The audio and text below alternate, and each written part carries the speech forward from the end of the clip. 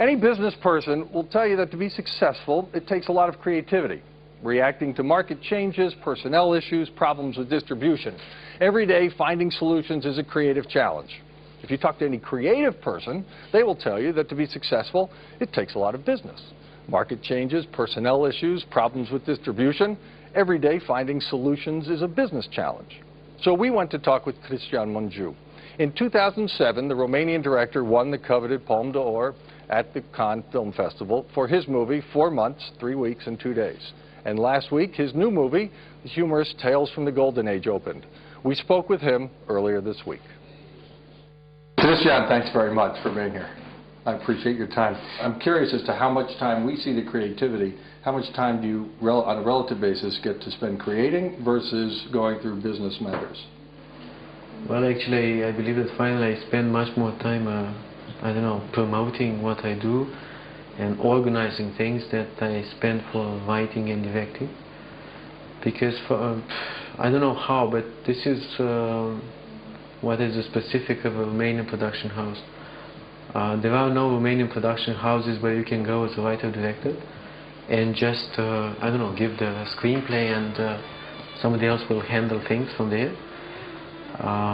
We ended up, all of us Romanian directors, from this new wave of filmmakers by having our own production companies. So basically we have to do everything, like from, I don't know, writing to directing, but also organizing the shooting, looking for money, which can be very tiring. And finally I do something else on top of making the film. I handle the sales to my sales agent, and I handle distribution in Romania. And all in all, I believe this makes me, I don't know, spend 250 days a year here in the office working like, you know, somebody hired, and spending very little time in writing.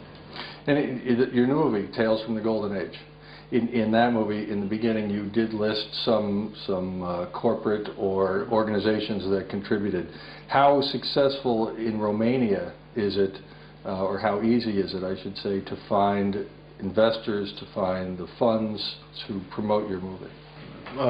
It depends what you understand by investors. It's basically impossible to find private investors, to involve private money in filmmaking, because this is such a small business. It's impossible to promise to somebody that you are going to pay the money back. The only way of being able to live out of filmmaking is to be lucky enough and smart enough to sell the film abroad. I'm having, I don't know, in 2 weeks of screening this film in France, more viewers that I'm going to have in Romania, or rather more funds that I'm going to get from Romania. So Romania is just your home country where you want to be proud that you've screened the film for people, but it's not really important in terms of business. Well, but given your success in your recent films and the international notoriety and acclaim it's received, I would think finding investors would not be as difficult now as it had been.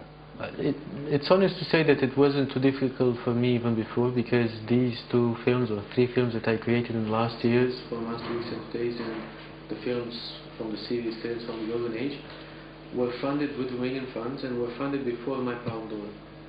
So I haven't yet used the kind of little fame that I got to check if the financing for the next project is going to be easier. Very likely it's going to be easier, because I talked already to lots of people that know how to access funds. But for example, even if I do access funds for a co-production, I would go for public funds and not specifically for, I don't know, private money, because private money come with the necessity of respecting what the owner of that money wants. And you mentioned before the CNC, which is National Center for Cinematography, translated would be. How successful are they in promoting Romanian directors and productions? You know, it's a relatively well-consolidated process of allowing funds for Romanian productions. They are an organization which is not necessarily developing a lot. They've been created in 1997. So right now I believe they know better how to give funds for production than to promote. Is it enough? What they do, what the government does, enough to promote the Romanian film industry? There's no industry. First of all, there's no industry of film in Romania, you know, it's just a habit. You can't speak of an industry when you have, you know, less than 40 screens in Romania and basically no profit. When you have less than 10 films produced a year, so it's not enough, if you ask me, and it's not enough considering the fair amount of good news that film has brought for Romania in the last years. It's not a matter of how much money you know, the local authorities would make from films which are being shot here.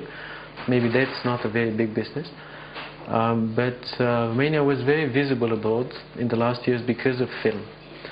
So I believe that somebody should notice this in the government and see that an investment in film is an investment which is very efficient in Romania's image abroad. Much more efficient than just buying some advertising on Euronews or Eurosport. Because we're not promoting the country because we have to. We do something which is visible. And therefore I have you know, way bigger hopes from the Romanian government than what they do now. There have been foreign producers, foreign films coming here from the U.S. Cold Mountain was shot here. It was very obviously famous. What brought them here? Well, I believe that especially the prices that were during that period. But you know, things have changed. Ukraine and Bulgaria, and not only them, even Hungary again and the Czech Republic have dropped the prices again. So, and Romania was not very active in terms of legislation. Apparently, all the countries in the East, and especially Hungary and the Czech Republic, managed to adapt their legislation to the loss of the investment, which was 5 years ago, and now they re-attracted people by giving incentives for people. And it's enough, for example, to ease the way in which people get back the VAT. And if you can compensate, I don't know, a little bit of what they spend here with something that's you know, on top. But it didn't happen like this in Bucharest.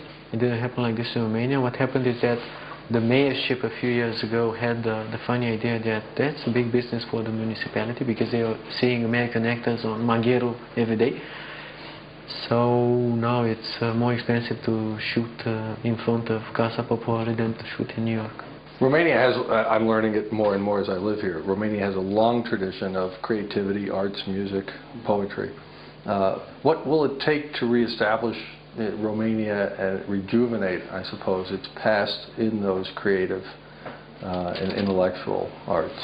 Well, I suppose it's not the same situation in all fields. Whenever, you know, for the arts that don't involve so much funding, things were moving a little bit in the last 10-15 years. There are some foundations, there are some private galleries, there are some people investing. But for cinema, for example, because you know, it's so expensive to make a film, or to build a theater, or to re-teach people to watch films, this is going to be a little bit more complicated. A couple social questions. I'm curious because your movies provide really an astute observation of the past. You were 21 when the revolution occurred, so you were coming of age. The country, in a sense, came of age as well. Do you worry about people forgetting the past? Not really. I think that you know, younger generations should just be let to forget. It's not like this. I mean, when I was a child, my parents would tell me all the time, you don't realize how happy you are. We've been to a war and things were very difficult and there was a huge famine. You can't really pass your, you know, your difficult experience to somebody else like this. I believe it's really important for a while to just let people be, because them living in Bucharest today is still very difficult. So they have to cope with reality as it is right now. Of course they need to know, but not like in a systematic way, and this is why I created these films also. I believe that the film is much more nice way of getting back and revisiting the past, because it's not at all didactic and you can laugh watching this film and you can watch the stories. Maybe at some point when you're old enough you will understand something, maybe your parents will tell you something, but I don't think that we should start in school by teaching people what we've been through. Do you think there's a certain facet of society that concentrates, it seems to almost dwell on the past? Do you think that retards, withholds progress forward?